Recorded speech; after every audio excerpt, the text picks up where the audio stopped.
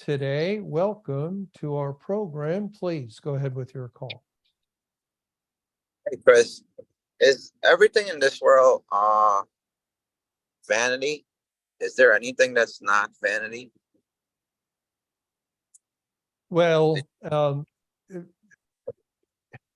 vanity of vanities, all is vanity. That's what the Lord moved Solomon to write. And it comes down to one spiritual condition. Because if someone's truly born again, truly a child of God, what does God tell us that he does in the life of someone like that? All things work together for good to the one that loves God, and we would only love him because he first loved us. And that love would mean he saved us. And you see, salvation transforms the vain things of the world, and vanity, really, if you want to define it, sometimes, it's been kind of taken over in our modern day. People hear the word vain or vanity and they think just someone who likes to look at themselves in the mirror. But the biblical definition of vanity is emptiness. It is an empty thing. And when we really look at life and the things in life and the things that we do when we live our life, what turns something to vanity comes down to, again, our spiritual condition. Because if we're unsaved, okay, let's just look at it that way. I'm an unsaved person, and I live my life as billions do. I do some things correctly. I do other things incorrectly. I have various desires and thoughts and feelings. I have a family. I have children, and you see, and people think, well, there I've done something right, and yeah, those things are fine. But nonetheless, then I die, and whatever I was building, whatever I was working towards, whatever love I was able to find or to show, or whatever influence. And now there's one thing actually that might extend a little bit further than a person's own lifespan, and that's true. They can have children, influence their children, and their children can take some of those same things, influence their children.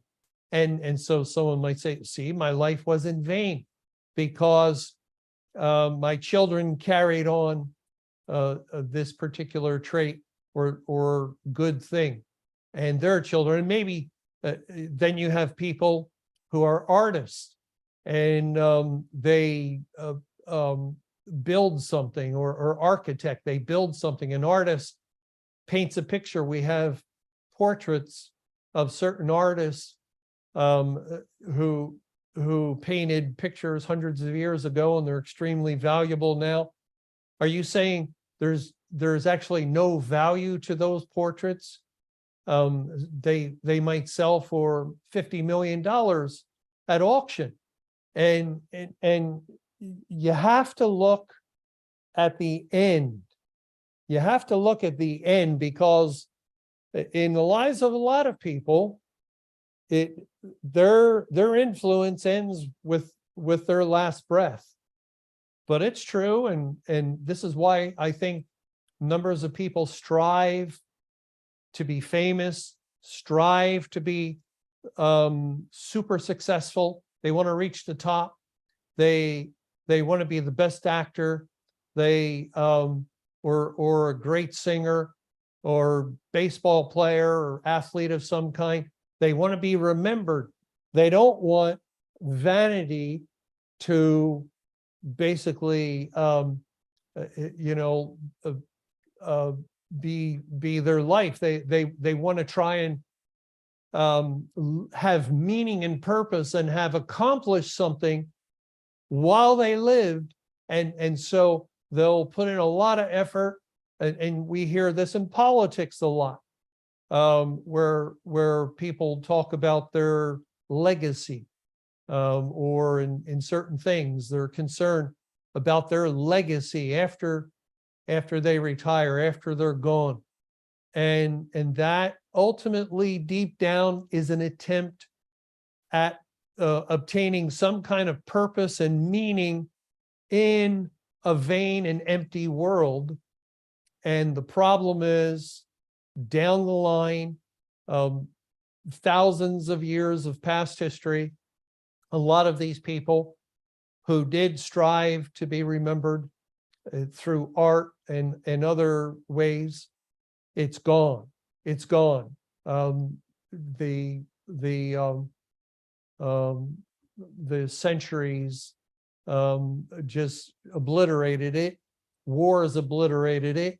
And where are those people now? Where are they? Where is that which they gave their life for in order to really have this lasting memory of themselves? But we're currently, of course, in a time where others do have these lasting accomplishments, but we're also close to the last day.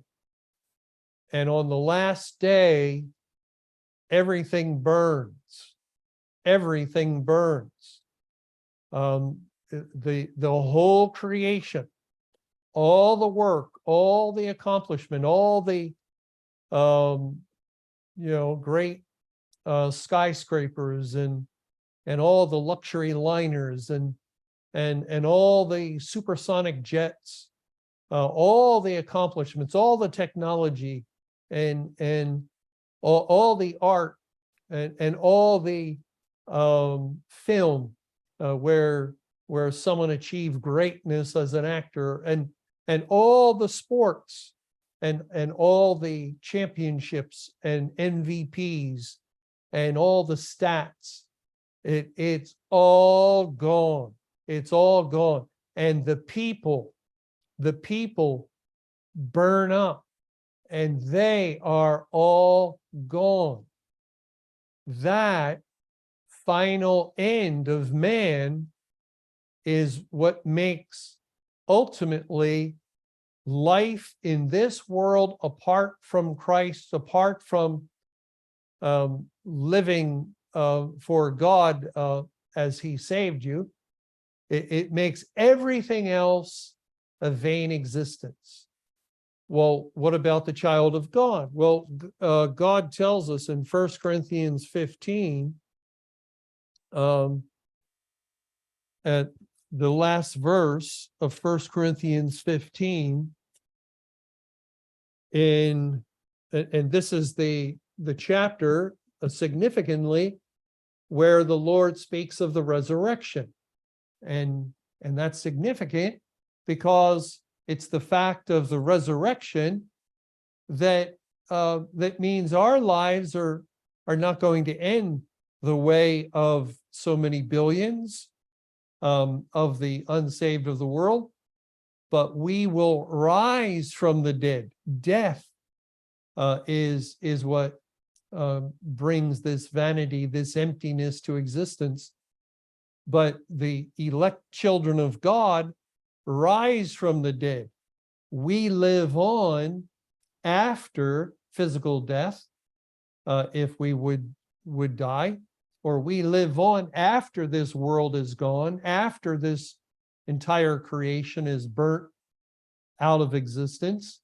We go on into eternity future.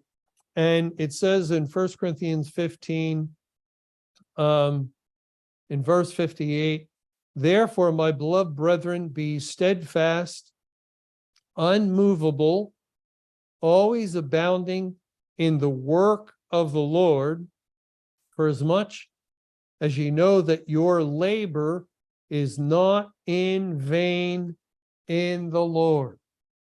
Our labor in the Lord. And what is our labor in the Lord? Well, it's whatever the Lord moves within us to will and to do when we pray. When we pray, and we're praying the Lord's will be done. We're praying the Lord bless our family, bless our neighbors, bless our co-workers, and bless his word in all their lives. And we're just praying. That is not a vain activity. Or we're involved in getting the word out 1,000 different ways over social media, or in person, handing out tracts. That is not a vain activity. And really, again, as I mentioned before, Romans 8, and I'll turn there, because this transforms the life of the individual, as we read here in Romans 8 in verse 28. And we know that all things work together for good to them that love God, to them who are the called according to his purpose. All things, no exception. That's everything. All things work together for good. And to them that love God, to them who are the called according to his purpose. And so all things work together for the work of the Lord, the work of the Lord. And just look at your life. I can look at my life. We all could, if the Lord has saved us. And we look back, and there's been some very dark and dreary and sorrowful and heavy days, miserable times. And what good was there? What good was there? Well, I know I can look back and I can see how God used it, how he used it in preparation in some cases, and how he used it in direction to keep me from going one way, to make sure I continue going this other way. And so you see, all things work together for good. All these miserable times, they're transformed. God changes them. And it's that way in the life of every true child of God. Whatever we've gone through, it has meaning and it has purpose. There is value, and it's not empty at all. God is using it for good in our life and in the lives of others.